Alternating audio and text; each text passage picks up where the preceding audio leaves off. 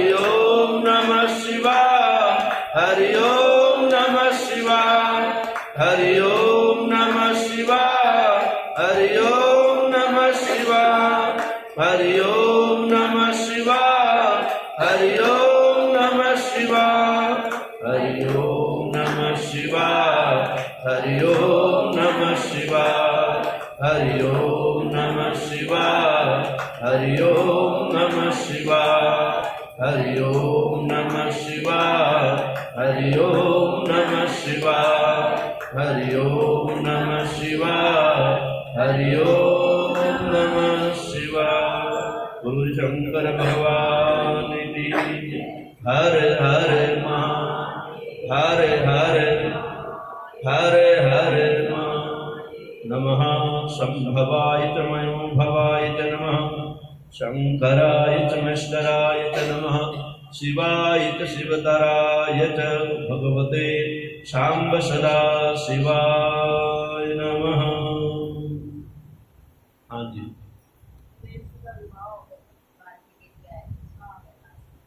अच्छा और बस बोलो हरि शंकर भगवान की जय।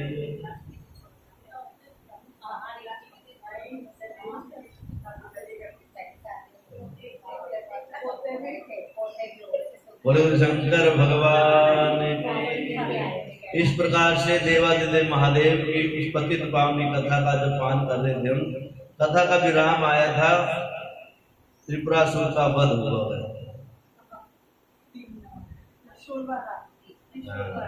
बोलो शंकर भगवान की।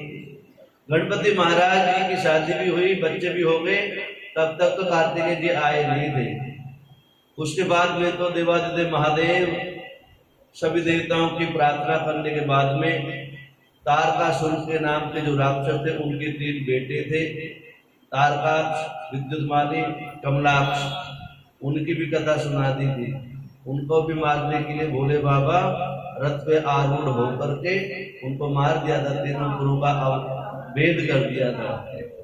बोलो शंकर भगवान की जय। पहले बोलो शंकर भगवान की।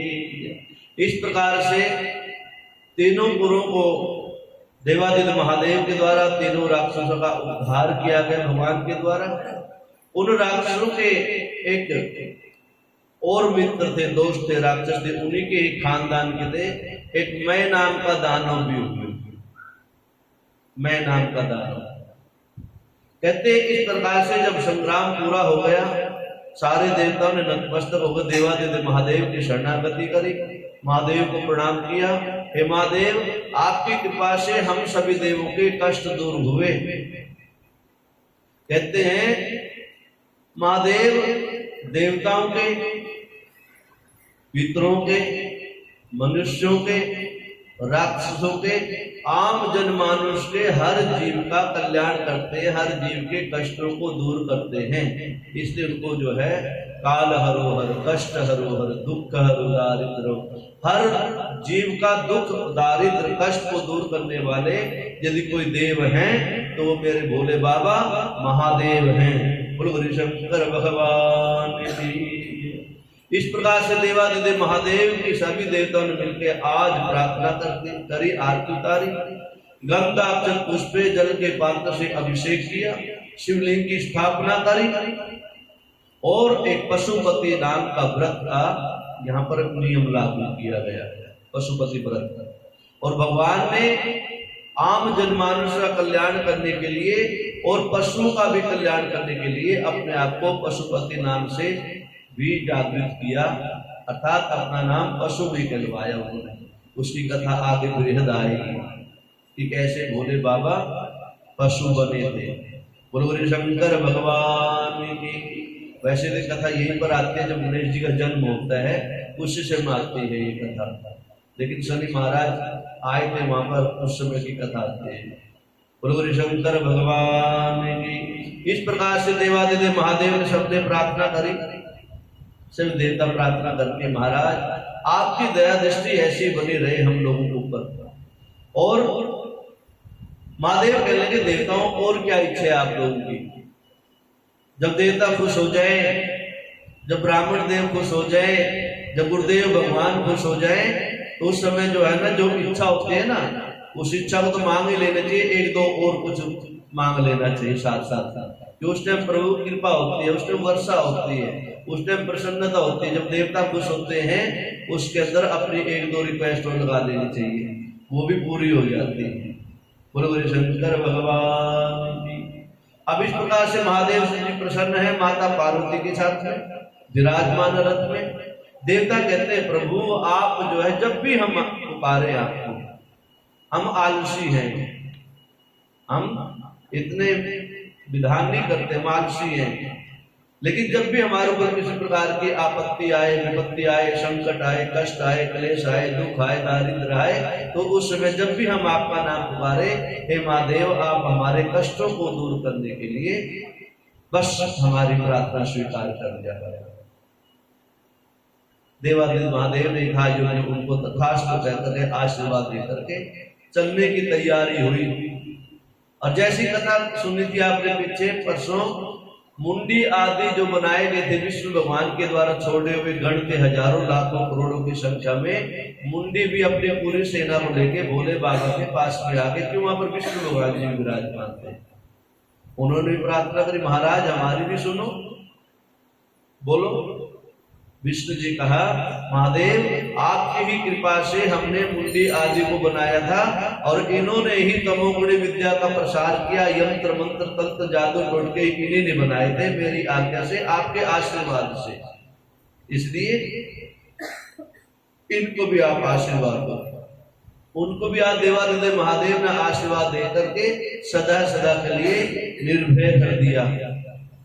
और कहते हैं आज के बाद हमारे को किसी भी प्रकार का दोष नहीं लगेगा, पाप नहीं लगेगा, लेकिन आगे से किसी भी प्रकार की अविद्या का प्रसार मत करना। जो सतोगुणी विद्या है उसको ही प्रसार करना, जो सच्ची विद्या है, सच्चा ज्ञान है, उसको ही बताना। अर्थात अपनी तरफ से बना के कोई, कलयुग में ये बताया गया है, जो शास्त्रों में लिखा है पंडित जी भी उसके ठीक विपरीत बताते हैं। कारण है उसका भी। क्यों? यहाँ पर बताया गया है कि ठग विद्या का प्रसार, मुंडी आदि जो बने थे वो ठग विद्या का प्रसार किया था। शिव कुछ नहीं है, शिव के अलावा बहुत कुछ है। हम ऐसे कर देंगे, ये कर देंगे, वो कर देंगे, हमारे पास आओ हम ये कर देंगे, होना जाना कुछ नहीं है। पंडित जी भी बहकाने लग जाते हैं, लेकिन सारे पंडित जी नहीं। जिसके पल्ले बहुत कम होता है और वो भी टूटा फूटा होता है, फिर वो सहारा लेता है अविद्या का, ठग विद्या का, पाखंड का। और मुंडी आदि ने पाखंडी फैलाया था विष्णु भगवान की कृपा से। और विष्णु भगवान जो आदेश था भोले बाबा का, जो भोले बाबा जब तो त्रिपुरों को मारने के लिए आए थे, क्योंकि तीनों भाई तात सुर के तीनों लड़के वो शिव के उपासक थे। शिव के उपासक को शिव नहीं मार सकता, इसलिए कहते हैं ब्राह्मण को, गौ को, संत को, शिव को, उपासक को मारना बड़ा मुश्किल है। जो भी इनके ऊपर क्रोध करता है, आवेश करता है, मारता है, प्रताड़ित करता है, तो उसके ऊपर जो है शिव क्रोधित हो जाते हैं। कहता आपने तो एक ब्राह्मण के प्रति गलत बात बोली होगी, शिव तो आपको पूरे खानदान को नष्ट कर देगा। तो सारे मुंडी आदि आए, उन्होंने कहा महाराज फिर अब हमारी व्यवस्था, तुम भी जाके निर्जन देश में रहो, सूखे प्रदेश में, मरुस्थान में रहो, मरुस्थल में रहो। मरुस्थल सारा हमारा राजस्थान, वहां पर रहो, और वहां कोई जीव होगा नहीं, ना तुम इस विद्या का प्रसार करोगे, आराम से रहना तुम, वहां को तुम्हारी व्यवस्था वहां पर नहीं। ठीक है महाराज, अब क्या किया जाए? अब इस प्रकार से सारे देवताओं को आशीर्वाद दे करके, मुंडी आदि देवताओं को आशीर्वाद दे करके, एक तरफ मैं नाम का दानव खड़ा हुआ था, वो भी शिव के भक्त। जितने भी राक्षस हुए सब शिव के, ब्रह्मा के, विष्णु के भक्त, परम भक्त हुए। शिव की आराधना करते उन्होंने हजारों लाखों गुना तप किया, और वो सब कुछ मांग लिया जो पृथ्वी पर संभव नहीं हुआ। अब मैं नाम का दानव खड़ा हुआ, महाराज कुछ कृपा करो, बताओ भैया क्या करें? महाराज सबको आशीर्वाद दे रहे, मेरे को थोड़ा सा बांट दो प्रसाद, मेरे को दे दो आशीर्वाद। आज मैं नाम के दानों को भी आशीर्वाद दिया भोले बाबा ने। अरे मैं जाओ तुम भी सदा सदा के लिए प्रसन्न रहो। महाराज कहाँ रहूं? आप जो पाताल लोक से नीचे वितल लोक है, वितल सुतल तलातल महातल, वितल लोक का राजा बनाते हैं आपको। आप वितल लोक में जाकर के सदा सदा अपने परिवार के साथ में आनंद से रहो। बोल गुरु शंकर भगवान की।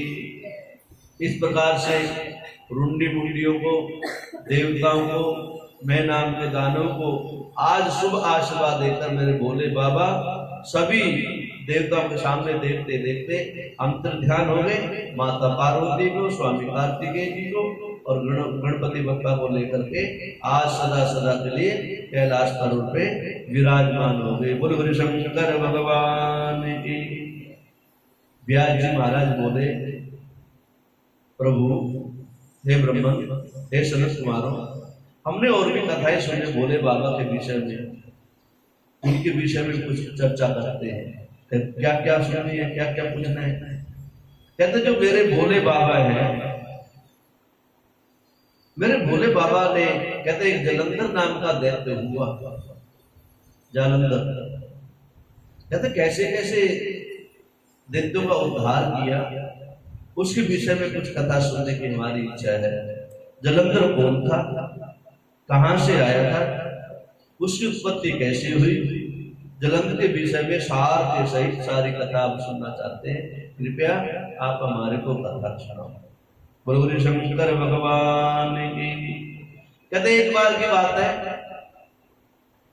सारे देवता इकट्ठे हुए और ब्रह्मा जी, विष्णु जी और इंद्र। अब देखा, इंद्र ने प्रार्थना करी ब्रह्मा जी से, हे ब्रह्मन, हे पितामह, क्यों ना आज देवादिदेव महादेव के यहाँ पर चला जाए। उद्देश्य बताओ, कोई कारण होगा जब जाना चाहिए, ऐसे जाना चाहिए। अगले लगे होंगे तब के अंदर, उनके तब के अंदर क्यों बीच डाला जाए। बस आज उनसे मिलने की इच्छा जागृत हो गई, चला जाए। आज ये भी भोले बाबा की कृपा से हो रहे, जो भी हो रहे, जो भी सृष्टि चली जा रही है अभी तक, सब भोले बाबा की कृपा से हो रहे। विष्णु जी जो विचार करते हैं, जो संकल्प उठाते हैं, वो भी भोले बाबा की कृपा से। ब्रह्मा जी जो विचार उठाते हैं, संकल्प उठाते हैं, वो भी महादेव की कृपा से। इंद्र आदि देवता जो भी विचार उठाते हैं, जो संकल्प उठता है, जो भाव जागृत होता है, सब देवादिदेव महादेव की कृपा से ही उनके मन में संकल्प और विकल्प उठते रहते हैं। चल दिए, भोले बाबा ने देखा ब्रह्मा जी आ रहे, विष्णु देवता लोग आ रहे, इंद्र आदि आ रहे। अब इंद्र को अभिमान था अपने पद का, तो अभिमान तो, और भोले बाबा तो ये कहते हैं अभिमानी आदमी तो मेरे पास आ ही नहीं सकता, और मान लो भूल के आ गया, फिर उसको जब तक उसका अभिमान नष्ट ना कर दो, जब तक उसको जाने नहीं दो। ये भोले बाबा की विशेष कृपा है। या तो आता नहीं है, आता तो फिर भोले बाबा उसको छोड़ते नहीं, उसके ऊपर पूर्ण दया कर देते सदा सदा करेंगे, या तब इसका अभिमान चूर चूर हो जाएगा, नष्ट हो जाएगा। इसलिए भोला है, ये सब कुछ दे देते हैं। अब इंद्र भगवान पहुंच रहे, भोले बाबा ने देखा आ रहे, इंद्र को अभिमान का, अपने पद का, अपने राज्य का। तो भोले बाबा ने रूप तो नहीं बदला, लेकिन कुछ रूप के अंदर जो है ना, कुछ कमी जरूर करी अपने, और थोड़ा सा रूप बदल के जो है बैठ गए। अब इंद्र पहुंचे, ब्रह्मा जी पहुंचे, देवता लोग पहुंचे, तो मानो इंद्र को अभिमान वश, या इंद्र को ये ज्ञान ही नहीं था, या इंद्र चाहता ही नहीं था, या ये कह सकते देवादिदेव महादेव की लीला रचना चाह रहे। बोलो गुरु शंकर भगवान की। अब महादेव की कृपा हुई, महादेव ने अपना एक रूप धारण करके, दूसरा शंख का रूप धारण करके बैठ गए रास्ते में, बाहर अपने कैलाश मानसरोवर पे। ब्रह्मा जी पहुंचे, इंद्र पहुंचे। अब आवाज लगाई, अरे महाराज सुनो, भोले बाबा है क्या अंदर? आवाज लगाई, 2 बार आवाज लगाई। अब इंद्र ही लगा सकता है ऐसी आवाज को। इंद्र ने कठोर वचन से बोला, अरे बाबा, तुम्हें सुनाई नहीं देता क्या? मैं राजा इंद्र, देवराज इंद्रलोक से आया हूं ब्रह्म पिता परमात्मा ब्रह्मा के साथ में। आपको क्या आवाज नहीं सुनाई दे रही? हम जो पूछ रहे हैं उस बात का उत्तर क्यों नहीं दे रहे हो? नहीं कोई प्रत्युत्तर मिला। अब इंद्र को क्रोध आ गया। यही इंद्र कमी थी, बहुत जल्दी क्रोधित हो जाते थे। इंद्र को क्रोध आया और अपना वज्र उठाया। अरे दोस्त, तुम्हें लाज नहीं आती? मैं इंद्र, देवताओं का राजा इंद्र, और मेरे को आप जवाब में दे पा रहे हो? मैं इसी वज्र से, इस कठोर वज्र से अभी तेरा नाश कर देता हूं। बस जैसे इंद्र ने अपने हाथ में वज्र उठाया और जैसे ही मारने के लिए हाथ ऊपर किया और हाथ को हल्का सा नीचे करने लगे, उसी समय देवादिदेव महादेव की कृपा से राजा इंद्र का हाथ स्तंभित हो गया, मतलब जड़ हो गया, वही रुक गया। बोलो शंकर भगवान की। देवादिदेव महादेव ने देखा इंद्र को इतनी जल्दी गुस्सा आ गया। महादेव ने आंखें खोली, खड़े हो गए, क्रोध के आवेश में आ गए। महादेव का तीसरा नेत्र मान लो खुलने जा रहा था। महादेव गुस्से से लाल हो गए, पसीना आ गया। अब पसीना क्रोध का को रोकना बड़ा मुश्किल होता है। और जैसे देवादिदेव महादेव जागृत हुए, ब्रह्मा जी पहचान गए। ब्रह्मा जी ने बड़ी देर नहीं करी कि उससे पहले भोले बाबा कुछ करे, उससे पहले भोले बाबा की प्रार्थना करने लगे। कहते हैं नमः संभवाय च मयो भवाय च नमः, शंकराय च महेश्वराय च नमः, शिवाय च शिवतराय च।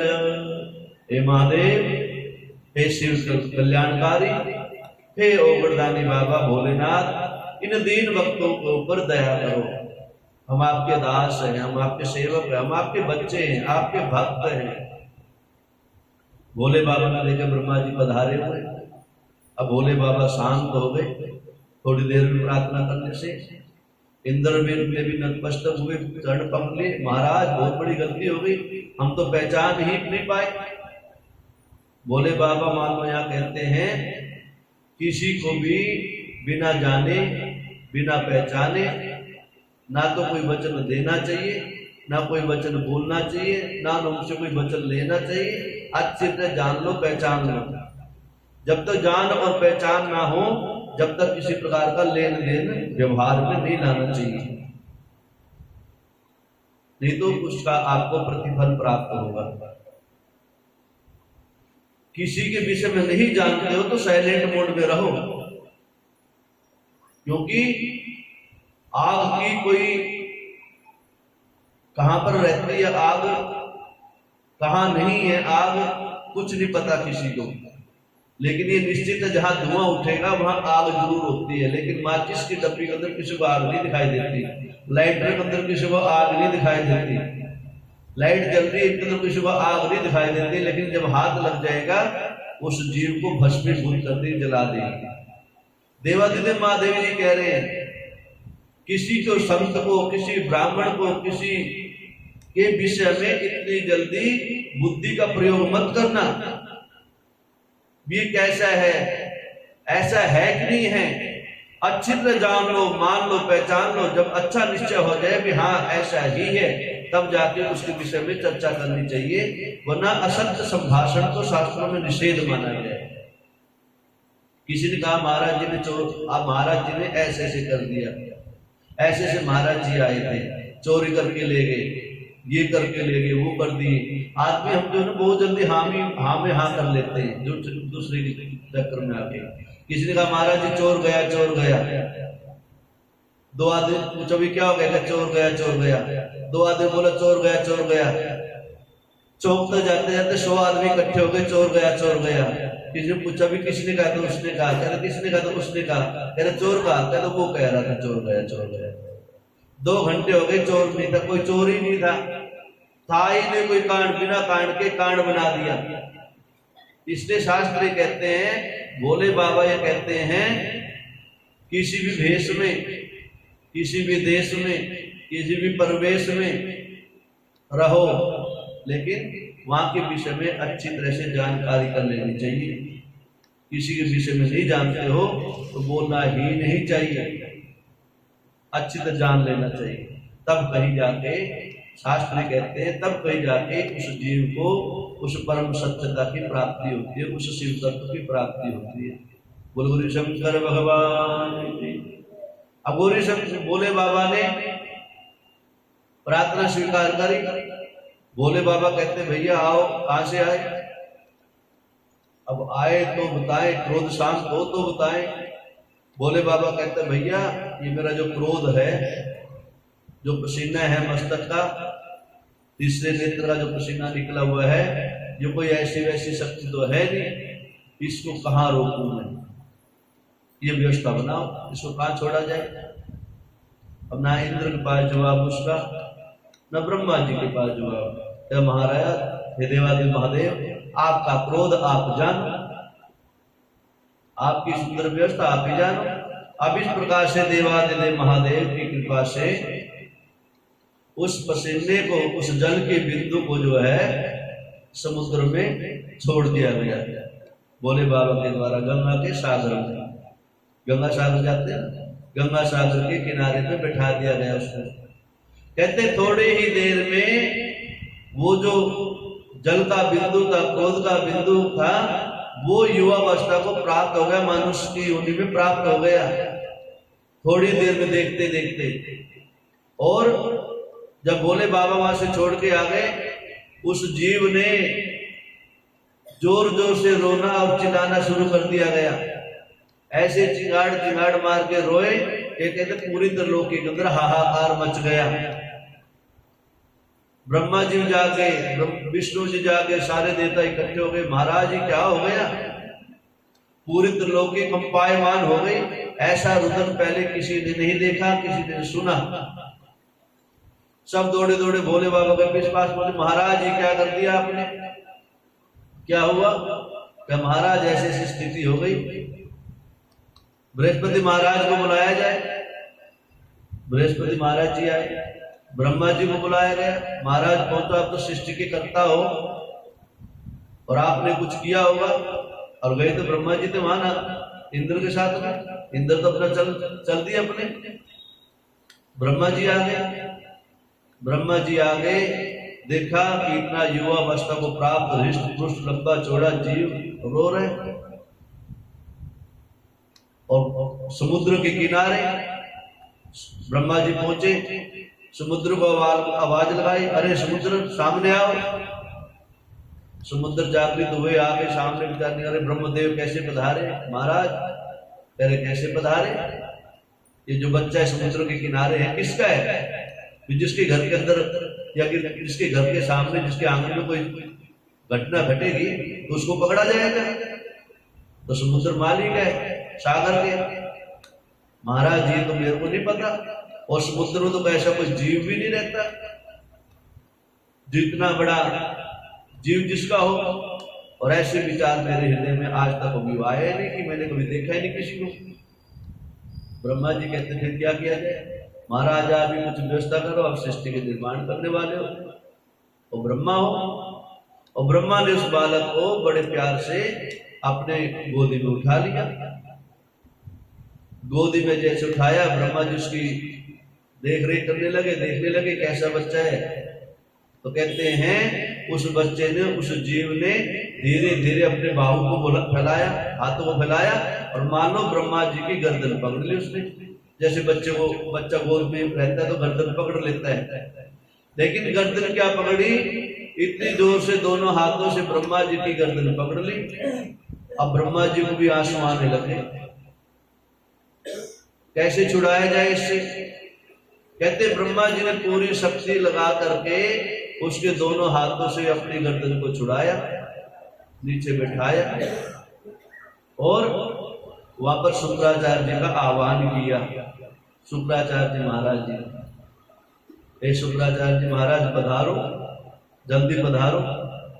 शुक्राचार्य जी बड़े श्रेष्ठ ऋषि हुए, संत हुए, देवताओं के गुरु हैं। देवराज बृहस्पति देवताओं के गुरु है, शुक्राचार्य जी देवताओं के गुरु है। शुक्राचार्य जी बुलाया गया। क्यों? ये राक्षसी, ये जीव ही ऐसा है जो इसके अंदर राक्षस प्रवृत्ति दिखाई दे, जन्म से ही इतना रिष्ट और पुष्ट इतना मजबूत है कि जिसके पकड़ने से ब्रह्मा जी को भी आंसू आ जाए।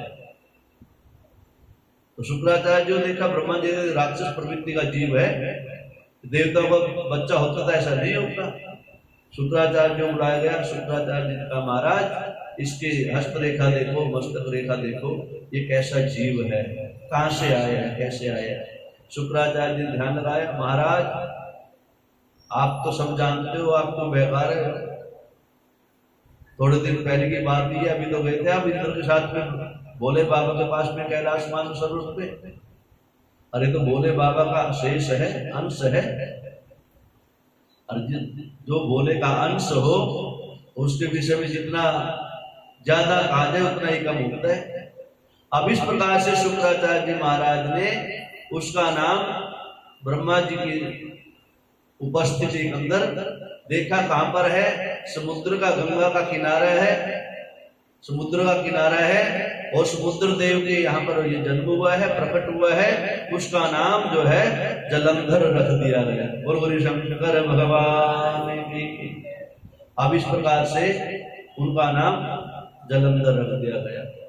अब जलंधर शुक्राचार्य जी के हाथ में सौंप दिया गया। शुक्राचार्य जी महाराज इसको आप साथ में लेके जाओ, इसके गुण, इसकी जन्मपत्री, इसके ग्रह, इसके कर्म को देख करके ऐसा लगता है ये बहुत बड़ा प्रकांड और किसी के द्वारा ना जीते जाने वाला ऐसा यशस्वी दीर्घजीवी जीव होगा ये।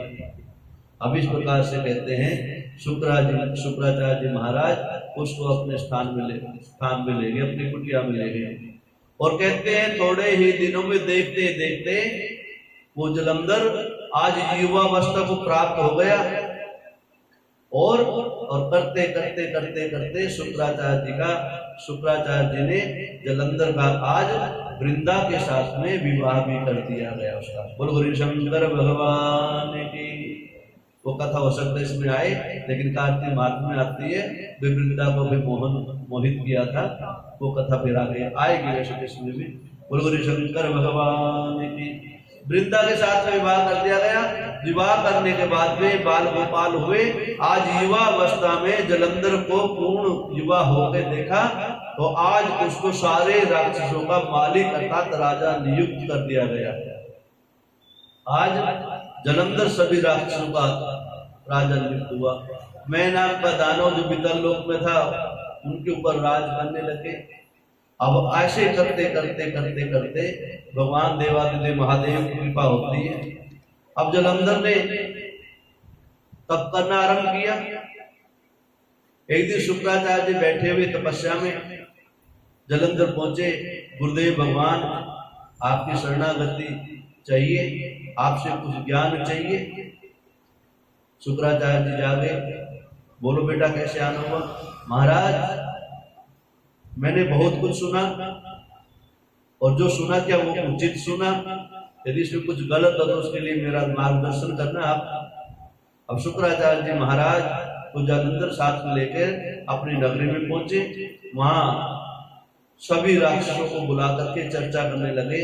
महाराज मैंने सुना है शुंभ निशुंभ आदि राक्षसों से, चंडमुंड आदि राक्षसों से कैसे कैसे देवताओं ने हमारे पूर्वजों को मारा, धोखे से मारा और हमारे सारे राक्षसों की धन और संपदा देवताओं ने अपने अधीन कर ली और समुद्र तो हमारा ही अंश है, समुद्र तो हमारी राक्षस जाति की ही है। उन देवताओं ने समुद्र को क्यों मथा और समुद्र को मंथ करके फिर उस विष्णु ने मोहनी रूप धारण करके छल क्यों किया? जब बात चल पड़ी थी दोनों इकट्ठे मिलकर के समुद्र मंथन करेंगे राक्षस और देवता, तो छल क्यों किया?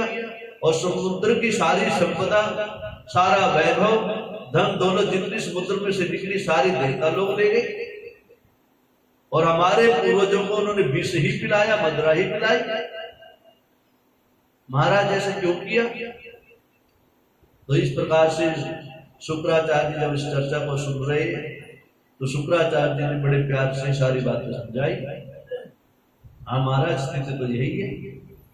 ऐसा क्यों महाराज? अब इसके विषय में क्या कह सकता हूं, या तो वो देवता ही बताएंगे, देवताओं के पास जाओ। कहते महाराज कहां कहां रहते, सारी व्यवस्था बनाई गई। जलंधर इससे पहले देवताओं को युद्ध करने के लिए ललकारे, उससे पहले देवादिदेव महादेव की कृपा होती है, नारद जी का आगमन हो जाता है। बोलो गुरु शंकर भगवान की।